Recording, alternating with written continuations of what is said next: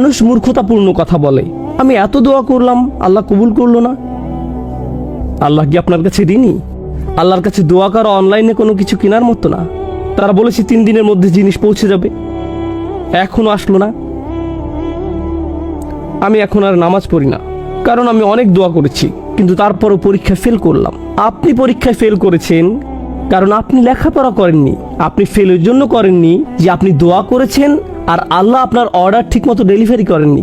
আল্লাহর উপর এভাবে দাবি আরোপ করার আপনি কে? আল্লাহর প্রতি আমাদের মনোভাব হয়ে গেছে কাস্টমারের মতো। আমরা আল্লাহকে মনে করি এমন কার মতো যে আমাদের কাছে ঋণী। ফাবিআইয়ি আলাই রাব্বিকুমা তুকাযযিবান। আমাদের দোয়াও হয়ে গেছে অহংকারপূর্ণ। খেয়াল করেছেন বিষয়টা?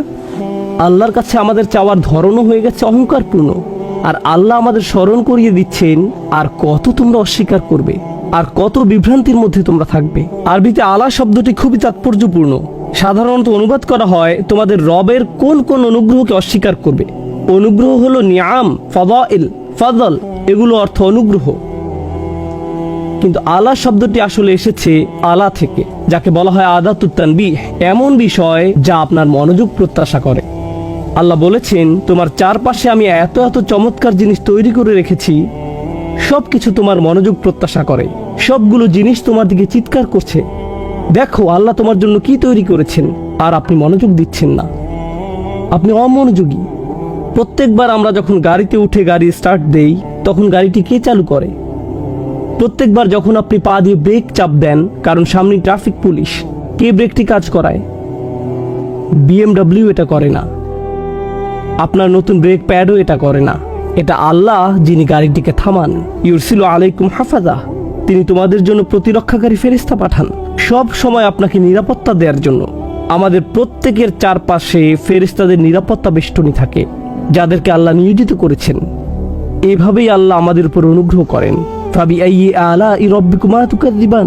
আমার এক বন্ধু একবার এখান থেকে নিউ অরলিন্সে সড়ক পথে যাচ্ছিল, আর তার গাড়ির চাকার 3টি বা 4টি স্ক্রু খুলে গিয়েছিল।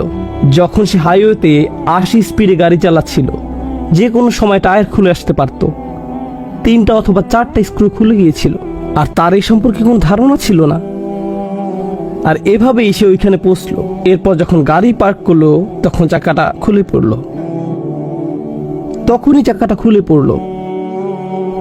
যখন এটা ঘটলো, আল্লাহ আমাকে রক্ষা করেছেন। কিন্তু আপনি জানেন কে স্ক্রুগুলো লাগিয়ে রাখেন আমাদের জন্য? আমরা মনে করি ঘটনাটি ছিল বিস্ময়কর, কারণ তখন স্ক্রু খুলে গিয়েছিল। কিন্তু কে এগুলো লাগিয়ে রাখেন? আমরা কত দূরে চলে যাই, অথচ আল্লাহ আমাদের কত নিকটে। আর এজন্যই আল্লাহ আজ্জা ওয়া জাল্লা পরের আয়াতে বলছেন, এটাই আজকের খুতবার আয়াত যা আমি আপনাদের সাথে শেয়ার করতে চেয়েছিলাম।